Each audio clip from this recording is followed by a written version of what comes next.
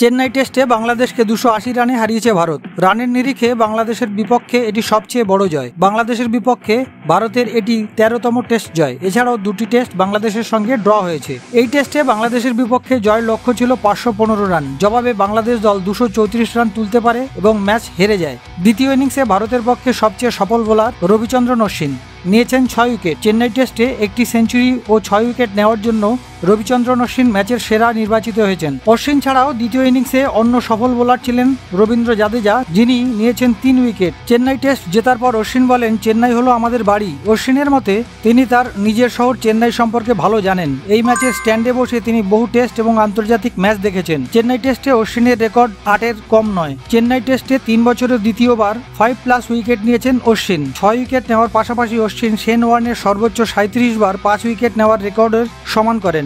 অশ্বিন তার টেস্ট ক্যারিয়ারে 10বার player of the match হয়েছেন। এছাড়াও আছে অনেক রেকর্ড। অধিনায়ক রোহিত শর্মাই বদলে দিলেন চেন্নাইয়ের পুরনো সমস্ত ইতিহাস।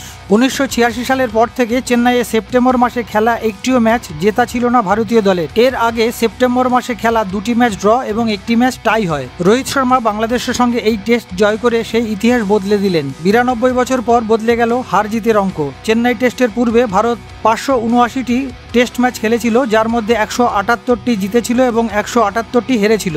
222টি ম্যাচ ড্র এবং একটি ম্যাচ টাই হয়েছিল। বাংলাদেশের সঙ্গে চেন্নাইয়ের ম্যাচ জেতার ফলে ভারতের খাতায় টেস্ট ম্যাচ হারের চেয়ে জিতের সংখ্যা বেড়ে গেল। টিম ইন্ডিয়ার এই জয় আগামী বছরগুলিতে স্মরণীয় হয়ে থাকবে। এছাড়াও টেস্টটি স্মরণীয় হয়ে থাকবে দীর্ঘ 1.5 বছরেরও বেশি সময় পরে ফরম্যাটে ফেরা উইকেট রক্ষক ঋষভ পান্তের কারণে, যিনি এই ম্যাচে ফিরে এসে একটি দুর্দান্ত সেঞ্চুরি গড়লেন। পন্থ জানিয়েছেন, এই সেঞ্চুরিটি তার জন্য বিভিন্ন দিক থেকেও বিশেষ ছিল। তাই 100 রান পার করার পর তিনি আবেগপ্রবণ হয়ে পড়েন। চোটের পর টেস্ট ক্রিকেটে প্রত্যাবর্তন এবং প্রতিটি ফরম্যাটে তিনি ফিরতে চেয়েছিলেন, তাই এই সেঞ্চুরি তার জন্য আবেগময় ছিল। চেন্নাইয়ে জয়ের পর দ্বিতীয় টেস্টের জন্য দল ঘোষণা করল টিম ইন্ডিয়া। 27শে সেপ্টেম্বর কানপুরে হবে সিরিজের দ্বিতীয় টেস্ট ম্যাচ। এখন চোখ কানপুরের ম্যাচের দিকে। চেন্নাইয়ে জেতার কয়েক মিনিটের মধ্যেই দল ঘোষণা করল বিসিসিআই। নির্বাচক মণ্ডলী চেন্নাইয়ে জয়ী দলের প্রতি আস্থা রেখেছে। দলে কোনো পরিবর্তন হচ্ছে না। 27শে সেপ্টেম্বর থেকে কানপুরে পরীক্ষা শুরু হবে।